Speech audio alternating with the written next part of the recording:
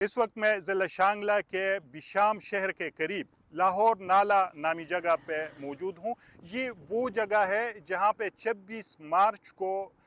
چینی انجینئرز کے قافلے پہ حملہ ہوا تھا، جس میں 5 چینی انجینئرز اور ان کا پاکستانی ڈرائیور ہلاک ہوئے تھے۔ جس جگہ پہ میں موجود ہوں یہ اسلام آباد سے 272 کلومیٹر دور ہے، اور یہاں پہ قافلے کے ساتھ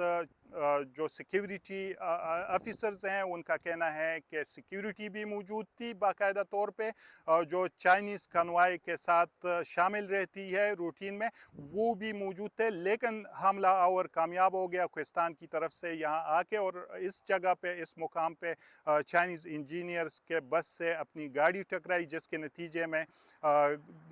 دونوں گاڑیاں اڑ گئی، اور چائنیز انجینئرز کی گاڑی آپ دیکھ سکتے ہیں کہ وہ اس مقام پہ نیچے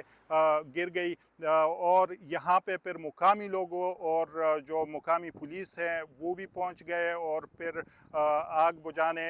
کے عمل میں ریسکیو 1112 کے جو لوگ ہیں انہوں نے بھی حصہ لیا۔ جب ہم لوگ وہاں پہ پہنچ گئے تو بہت مشکل تھا، کیوں لاش پڑا رہا تھا، تو کسی کا ہاتھ نہیں تھا، کسی کا پیر نہیں تھا، کسی کا سر نہیں تھا، تو بہت مشکل حالات تھا،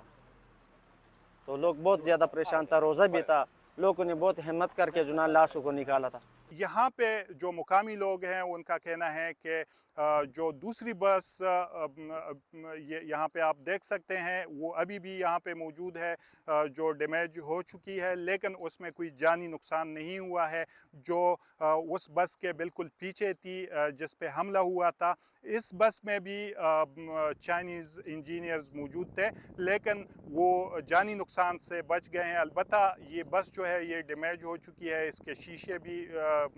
ٹوٹ گئے ہیں، اور یہ ابھی بھی اس موقع پہ یہاں پہ موجود ہے۔ آج جب کہ میں یہاں پہ آیا ہوں، کچھ پاکستانی انٹیلیجنس اداروں کے لوگ بھی یہاں پہ آئے تھے، اس جگہ کا وزٹ کیا تھا، اور یہاں پہ جو عمل ہے تفتیش کا وہ آگے بڑھ رہا ہے۔ جی آئی ٹی کی ٹیم نے اس جگہ کا وزٹ کیا، یہاں پہ جو یہ موقع ہے یہ دیکھا، اور تفتیش کا جو عمل ہے اس بارے میں ابھی تک تو کچھ بتایا نہیں جا رہا ہے، لیکن یہ ہے کہ جو ذرائع ہے وہ کہہ رہے ہیں کہ گرفتاریاں بھی ہوئی ہیں۔ ضلع شانگلہ میں بھی کچھ جو مشکوک لوگ ہیں ان کے بارے میں بتایا جاتا ہے کہ ان کو یہاں پہ اریسٹ کیا گیا ہے، ان سے انٹروگیشن کا عمل جو ہے وہ جاری ہے، لیکن اس بارے میں حتمی طور پہ کوئی جو حکام ہے ان کی طرف سے نہیں بتایا جاتا ہے کہ کتنے لوگوں کو ابھی تک گرفتار کیا ہے۔ Ehsan Muhammad Khan, Voice of America,